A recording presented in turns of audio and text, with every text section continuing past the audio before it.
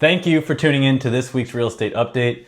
This week we're talking about an old idea making a comeback, one that could make an impact on Canada's rental housing supply. In the 1970s, there was a boom in rental construction across the country because of tax incentives given out by the government for building multi-unit residential buildings, or MURBs for short. In the 70s, there was nearly 200,000 units constructed across Canada, and the government's looking at revitalizing this program as a way to boost rental construction again. The original MURB program was attractive because it essentially allowed investors to deduct depreciation and construction-related soft costs like financing, planning expenses, and legal fees against other income, effectively lowering their personal tax bracket.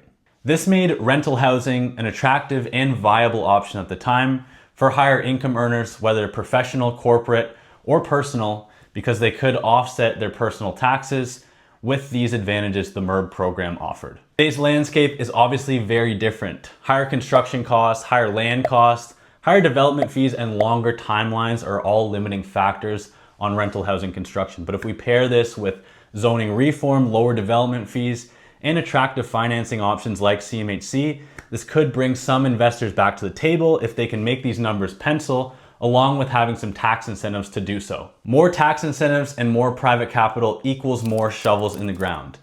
Rental housing supply and costs is at the top of lots of Canadians' minds, but we have to keep in mind, for someone to bring their own private money into the system, these projects have to pencil and make financial sense for the investor to take the risk to do it. So it'll be exciting to see as we see more and more news about this MURB program, and if it makes sense, it could really boost rental housing supply across the country. That's it for this week's real estate update. Thank you guys for watching, and see you next week.